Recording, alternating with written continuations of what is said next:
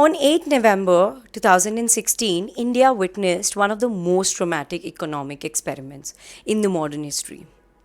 In a televised address, Prime Minister Narendra Modi announced that rupees 500 and rupees 1000 notes would no longer be legal tender, effective midnight. What followed was a chaos. Overnight, 86% of India's cash became worthless. But beyond the headlines and chaos, this decision left behind a deep scar on Indian economy and worse on the credibility of the Indian rupee itself. Let's understand the most dangerous outcome first. Not the queues in front of the bank, not the deaths, not the job losses, but something invisible: trust. When a sovereign government can ban its own currency overnight, how can the world trust that currency again? See, currency is not just paper, it is a contract, a promise that government stands behind its value.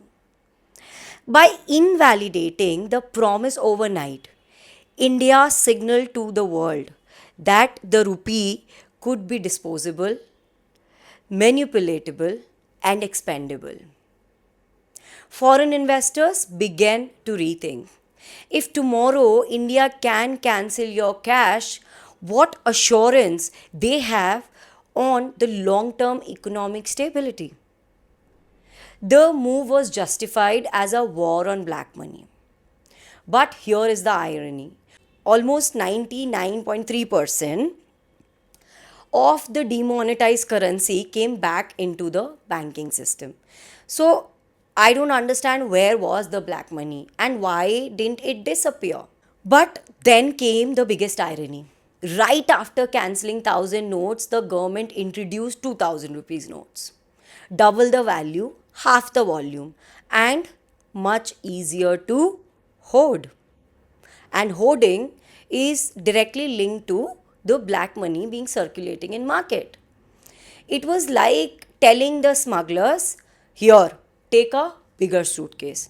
If black money is water, demonetization didn't stop the leak. It gave a newer, a bigger tank to fill that black money. The informal sector, India's real backbone, was shattered. Small businesses died. Daily wage workers were stranded. Rural markets literally choked. The economy runs on liquidity, on the flow of money. But demonetization was like freezing a river. And when you freeze the flow, you freeze the jobs, you freeze the trust, you freeze the hope. And what about digital payments? Yes, they rose briefly, but not out of confidence, but out of compulsion. And once cash returned, the digital dream shrank again. So, what did demonetization achieve? A psychological shock, a political win, a spectacle, but economically it crippled the trust, worsened the inequality, and gave birth to a more efficient way to hoard black wealth. It actually gave people a reason to convert black money into white using proxy bank accounts. आप सबने सुना होगा ना, वहाँ पे किसी के भी नाम का बैंक अकाउंट क्रिएट करके उसमें पैसे डाल दे रहे थे लोग.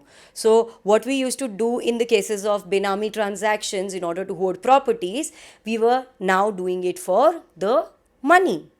It created a shadow economy under a new wheel. And it broke a fundamental truth that the currency note in your hand is a promise you can trust. Demonetization was not just a policy error, it was a trust breaking event.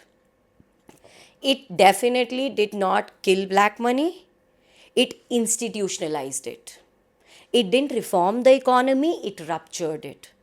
And in a world where currency runs on trust, once that trust is broken, no new note can buy it back again. So, this I think validates the reason behind the shrinking value of rupee. Thank you so much.